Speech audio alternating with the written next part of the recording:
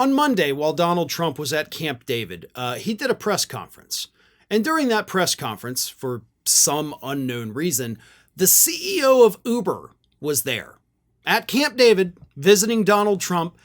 And so the CEO of Uber, sitting next to Donald Trump, starts talking about how amazing Donald Trump's budget bill is because he's going to get a big tax break. And because it includes Donald Trump's infamous no tax on tips. And oh my God, that is going to be the best thing for my Uber drivers is no taxes on their tips. Now, as everybody knows, Donald Trump did campaign on no tax on tips. He insisted Republicans put that in this legislation. But here's the dirty little secret that I have not seen a single person talk about with regards to no tax on tips. Because not taxing the tips of tipped workers is not going to be a windfall for those employees. It will, in fact, be a windfall for the corporate owners. Let me explain to you how this will work.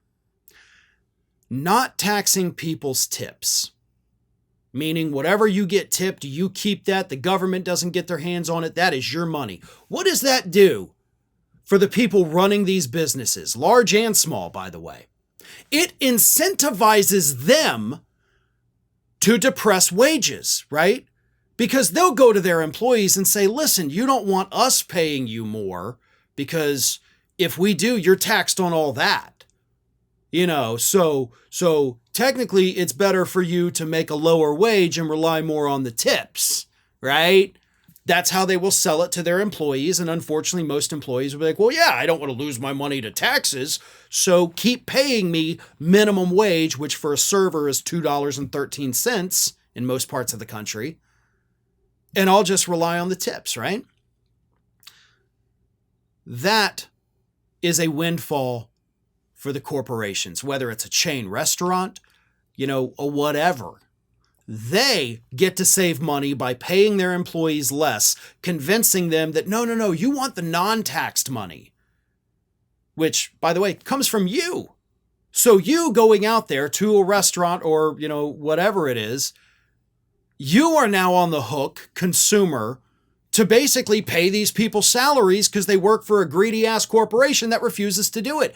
You will now feel more compelled to leave a bigger tip because they're getting screwed by their employer and they don't have to pay taxes on it.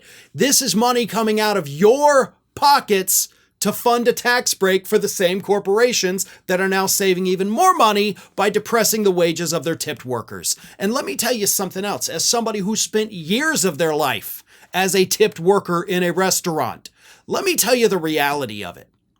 Unless you're a server at, a high scale, swanky restaurant in a big city where you could make $1,000, maybe $2,000 in tips a night because you got people whose bills are $1,000 to $2,000 per bill. Unless you're one of those people, you're typically not paying any tax on your tips already as it is, folks. Here's why. As I said, as a server, because the wage is the same today as it was 20 years ago when I was waiting tables, you get paid $2.13 per hour. And your tips get reported separately. So when you get your paycheck, it is typically $1 or $2. Even if you worked 40 hours at $2.13 an hour, your paycheck is usually like $1 or less because that's all your taxes coming out of it.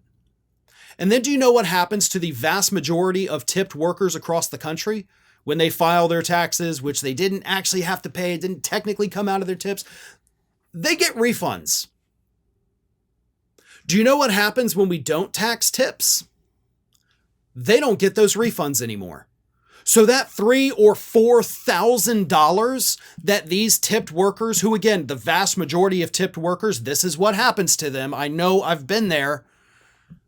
They don't get that $3,000, $4,000 check in March or April every year.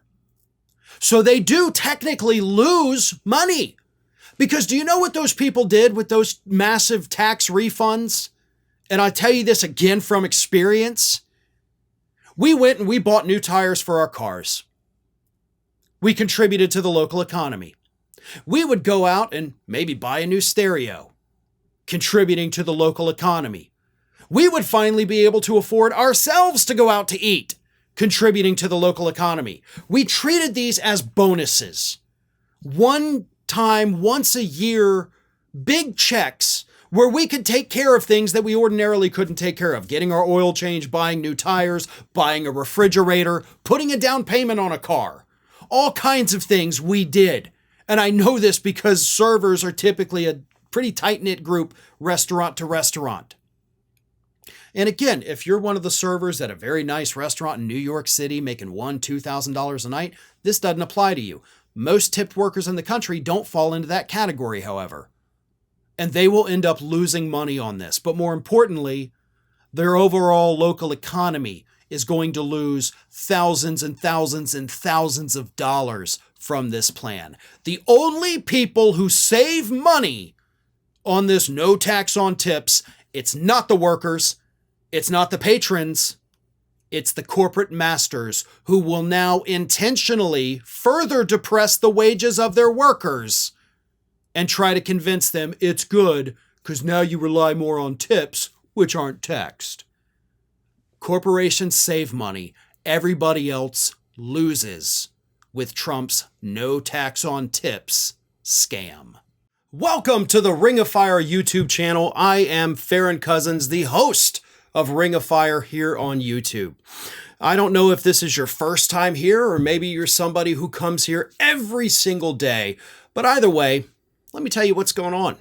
Ring of Fire was actually started in the year 2004 by none other than our own America's lawyer, Mike Papantonio.